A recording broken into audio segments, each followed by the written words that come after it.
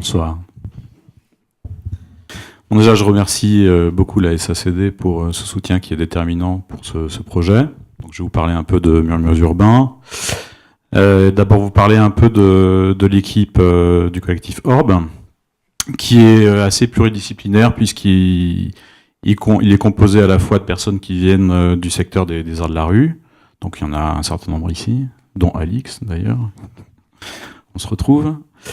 Autour des nouvelles écritures numériques, autour du jeu vidéo, donc du game design, j'ai pas mis, mais ça fait partie aussi, puisque dans l'équipe, il y a une grosse culture qui vient du game design, de la scénographie, donc plasticien, on travaille sur du paysage sonore, donc on est sur une approche qui est très transdisciplinaire. Et avec une première notion qui est importante dans ce projet, qui est la notion de spectateur-joueur, donc je vais un peu parler. Donc il y a une source d'inspiration majeure, qui est l'invention de Morel, de Boy Casares, qui est un roman que je vous conseille pour ceux qui n'ont pas encore lu, qui est un roman assez étonnant, dans lequel un personnage se retrouve sur une île. Il est confronté à des comportements un peu énigmatiques des habitants de cette île. Et en fait, l'île est contrôlée par quelque chose d'assez cyclique, en fait, un fonctionnement assez cyclique, comme des marionnettes en fait qui répètent un peu les mêmes choses chaque jour. Et ce qui est intéressant dans ce roman, c'est que le personnage central, en fait, comme il varie son point de vue jour après jour, chaque journée est une journée nouvelle, alors que la mécanique, elle est récurrente. Donc on a une confrontation entre deux points de vue, un point de vue du démiurge auteur qui a un rapport perspectif un peu à ce monde-là et qui est le marionnettiste, et on a un point de vue qui est complètement immersif, qui est le point de vue du visiteur, qui est en mouvement et qui lui, malgré cette récurrence, invente en fait sa fiction, puisqu'il projette des histoires sur ce qui se passe. Et, donc le cœur du projet est basé sur des systèmes de protocoles à base de consignes qui peuvent être soit explicites, soit un peu moins explicites.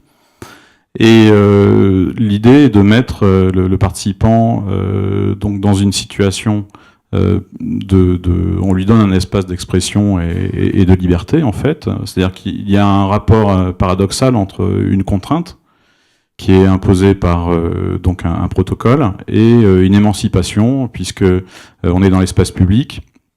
Et donc, on demande aux participants de faire des choses qu'ils font pas d'habitude dans l'espace public. Et la plupart du temps, c'est plus vécu comme une autorisation que comme une contrainte, en fait.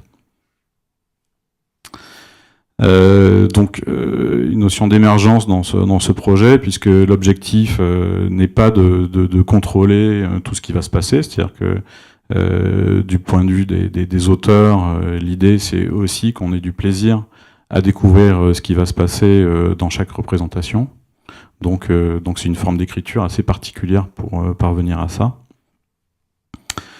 Donc on utilise en écriture un principe de personnage comme médium, mais c'est pas forcément une construction narrative classique, c'est plus une manière d'être vis-à-vis de l'espace public, varier les modes de perception, donc une manière d'être dans les relations avec les autres.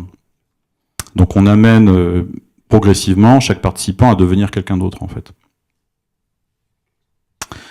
Donc la notion d'immersion aussi qui est centrale dans le projet, est essentielle, comme je disais tout à l'heure, puisqu'on est vraiment dans l'inspiration de l'invention de Morel, et ça fonctionne si donc le participant ne prend pas de recul par rapport à la situation, s'il reste vraiment complètement immergé dans la situation. L'idée, c'est qu'il vive l'instant de manière assez intense, en fait.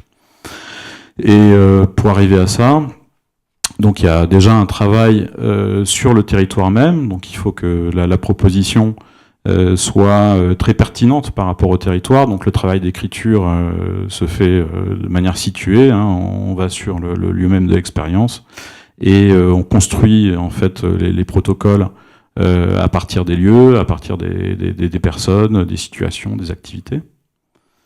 Une question d'empathie aussi qu'on développe avec de la réalité augmentée sonore, donc du son spatialisé, donc pour créer des illusions sur la perception, où le participant au bout d'un moment il sait plus si un son il est réel ou pas. Donc on est dans cette dans ce va-et-vient entre donc la réalité et le fictionnel. Donc il y a différents degrés dans l'expérience et donc, avec une notion un peu progressive. Et l'idée, c'est de parvenir à mettre le participant en empathie avec son environnement et d'augmenter ses sens, ses relations. Donc, du coup, l'interface, j'en ai pas trop parlé, mais c'est une interface mobile. J'en ai pas parlé parce que le mobile est transparent en fait pour le visiteur, il regarde jamais l'écran. Donc, on travaille sur le média sonore.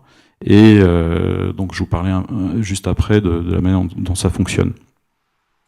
Alors il y a un aspect qui est important dans l'expérience aussi, c'est ce qu'on appelle la post-narration, puisque il n'y a pas dans l'écriture, dans le travail d'écriture, il n'y a pas de pré-narration, c'est-à-dire qu'on n'écrit pas une histoire, on définit plus un contexte d'expérience comme le ferait un game designer. Et donc c'est chaque participant qui produit son histoire par son parcours. Et donc ce qu'on organise après l'expérience, donc le parcours donc sonore, c'est la possibilité pour les personnes qui le souhaitent de partager leur expérience à travers un témoignage. Voilà, donc suivant différentes modalités. Donc je vais parler un peu plus du processus de création.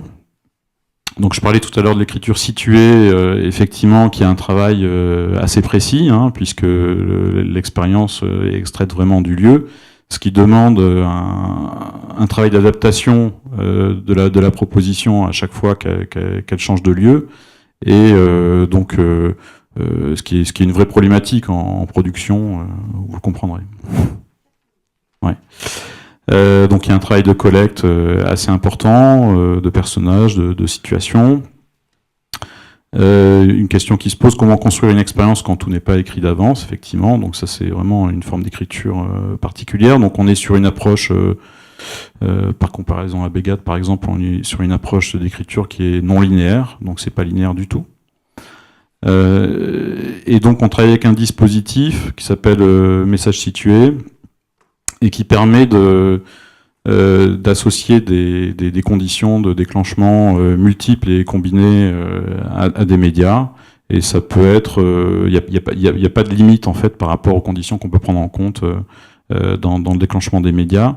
Ça peut être la proximité d'une autre personne, ça peut être le temps qu'il fait, ça peut être le comportement du participant.